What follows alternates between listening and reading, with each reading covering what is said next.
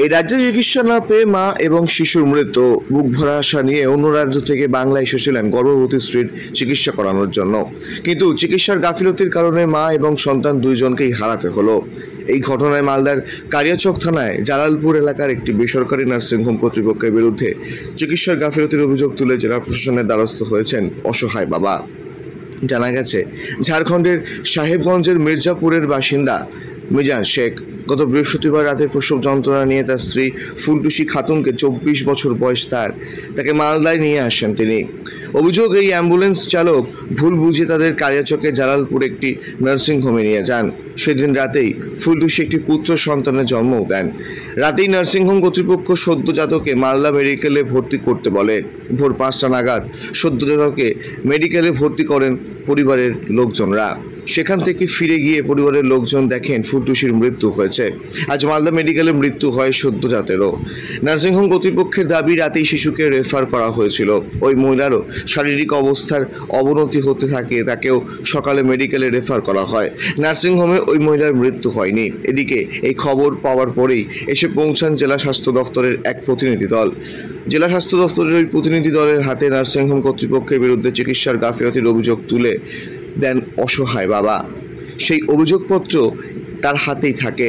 এই বিষয়ে জেলা স্বাস্থ্য সাথী প্রকল্পের কোঅর্ডিনেটর প্রতীক সান্যাল জানান, আমরা অভিযোগ পেয়েছি, তদন্ত শুরু হয়েছে। কামাখ্যা তারাপীঠ সিদ্ধতান্ত্রিক গুরু প্রশান্ত শাস্ত্রী। কামাখ্যা তারাপীঠ যজ্ঞ সহ যে কোনো সমস্যার সমাধানে একমাত্র ভরসা। ঠিকানা রত্নজ্যোতি শোরুম, রত্নজ্যোতি মোড়, দেবীনগর, রায়গঞ্জ, উত্তর দিনাজপুর। Mobile number 8629986786। অভিযোগ কি হয়েছিল? হয়েছিল এটা কি যে রাত 12টার সময় এসছি, আমি ভর্তি করেছি আমার পেশেন্টকে। 12টার সময় সিজার হয়েছে। আর তারপরে আমাকে রাত 1টা থেকে শুরু করেছে তোমার ভোর 3টে সব অবধি। পেশেন্ট আমার ছেলেকে পাঠিয়ে দিলে মালদা নিয়ে এমার্জেন্সি মতন। আমি আসতে চাই না, তাও আমাকে জবরদস্তি বলেছে যে পেশেন্টকে তোমার ছেলেকে নিয়ে মালদাতে ভর্তি করে এসো। আমি মালদায় যাবে নিয়ে চলে এলাম ছেলেটাকে। ভোর 5টার সময় আমাকে ভর্তি করলাম। ভর্তি করার পরে এবার যাচ্ছি আমি সকাল 8টার সময় যাচ্ছি, আমার মানে স্ত্রীর কাছে যাচ্ছি, তো দেখছি আমার স্ত্রী আর কথা বলছে না। তারপরে এবার হলো, এবার তারপরে বলছে যে তোমার পেশেন্টকে আমি রাখবো না, তোমাকে গাড়ি ডেকে দিয়ে দিচ্ছি, গাড়ি ডেকে তোমাকে ব্যাগকে উঠিয়ে দিয়ে দিচ্ছি, তোমরা দিয়ে চলে যাও। আপনি গিয়ে দেখলেন আপনার ওয়াইফ মারা গেছে? মারা গেছি। তারপরে দেখছি এবার আমাকে দিল, আমি গাড়িতে বুঝলাম, আমি তো আর কিছু জানি না। ওরা বাড়িতে আমি মানে যে উদাস ছাড়া হয়ে যাচ্ছি। আমার বাড়ি যে এরকম ভালো ছেলে দেখে গেলাম সবই করে গেলাম, এখানে দেশে এসে দিয়ে আর নেই। আর আপনার ছেলের কি হলো? ছেলে আজকে মারা গেছে। কিভাবে মারা গেল? চিকিৎসার কি গাফিলতি হয়েছে? না, ওই কে জানি, বলতে পারবো না। ওটা মানে ইয়ে হয়েছিল কি, খুন চলেছিল ছেলের, মানে ট্রিটমেন্ট পায়নি? হ্যাঁ, আসলে ওরা কিছু পায়নি, মানে খুন পায়নি। আর ওইখানে আমার বাড়ি মারা হয়েছে ওষুধের জাতি, মানে কিছু ওষুধ পানি দেয়নি। কি চাইছেন আপনারা? আপনি কি, আমি আর ফেসলা চাই একটা। আপনারা তো বাইরের রাজ্য থেকে এসেছিলেন, হ্যাঁ। ভাবতে পেরেছিলেন এই রাজ্যে এরকম হবে? কি হয়েছে? আমরা এলাম এখান থেকে, ঝাড়খণ্ড থেকে এলাম খাজা বাবা। তো শুনছি এখানে ট্রিটমেন্ট ভালো আছে, ট্রিটমেন্টের চলতিতে হ্যাঁ পেশেন্টও মারা গেল, ছেলেও মারা গেল, ট্রিটমেন্ট ভালো হয় না, ওই জন্য মারা গেল। এখানে কি চাইছেন? আমরা ওখানে একটা ফাসলা চাচ্ছি কি, হ্যাঁ, যে এখানে ট্রিটমেন্ট হয় না কীভাবে এরকম করা। আর এত বড় বড় কোনোদিনই আমি সিজারের দেখিনি, বড় বড় সিলাই, হ্যাঁ, এতটা প্যাট ফেলেছে যে 4 আঙুল পর সিজারের। ভালো ট্রিটমেন্ট হলে কি মরতো? না, মরতো না, ভালো ট্রিটমেন্ট হলে মরতো না।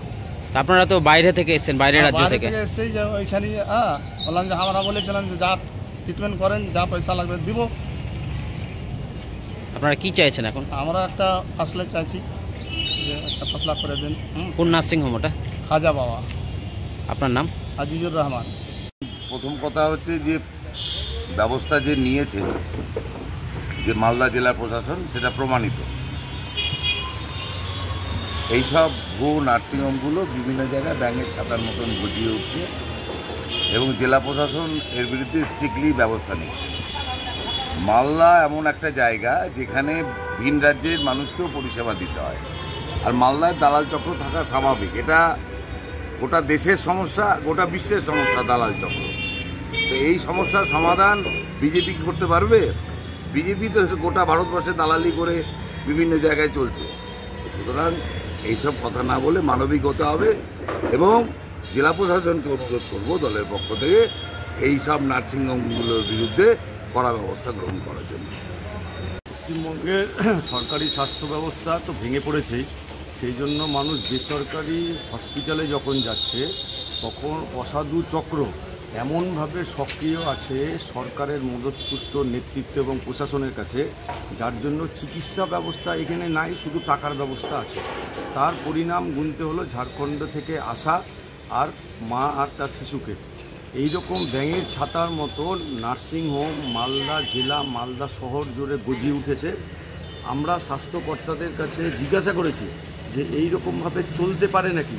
তারা বলেছে বিশেষ বিশেষ জায়গায় যখন আমরা কোয়ারিতে যাই তখন আমাদের কলকাতা থেকে নেতৃত্ব ফোন করে এই নার্সিংহোমের বিরুদ্ধে কোনো ব্যবস্থা নেওয়া যাবে না। এই রকম উদাহরণ আমরা আপনাদের কাছে একাধিক দিতে পারি। তাই যে কোনো অনৈতিক কাজ করে ছাড় পাওয়া যায়, এটা এই সরকার প্রমাণ করেছে। সবচেয়ে বড় স্বাস্থ্য ব্যবস্থা যেখানে মানুষ আর তার স্বাস্থ্যের উন্নতির জন্য আসে, সেখানে মানুষের উন্নতি না হয়ে শুধু টাকার অবনতির জন্য আজকে ঝাড়খণ্ড থেকে আসা বাচ্চা তার মাকে প্রাণ দিতে হলো। ভারতীয় জনতা পার্টি যতদিন পর্যন্ত পশ্চিমবঙ্গে এই সরকার থাকবে ততদিন পর্যন্ত মানুষের দুর্দশার একবারে চরম জায়গায় যাবে। তাই অবিলম্বে সাধারণ মানুষের কাছে আমাদের আগ্রহ 2026 সালে এই সরকারকে সমূলে উৎপাত করে ফেলুন, ভারতীয় জনতা পার্টির সরকার আনুন। আমরা ইঞ্চিতে ইঞ্চিতে এই জাতীয় অসাধু স্বাস্থ্য ব্যবস্থার বিরুদ্ধে লড়াই করে তাদের দৃষ্টান্তমূলক শাস্তি দেব।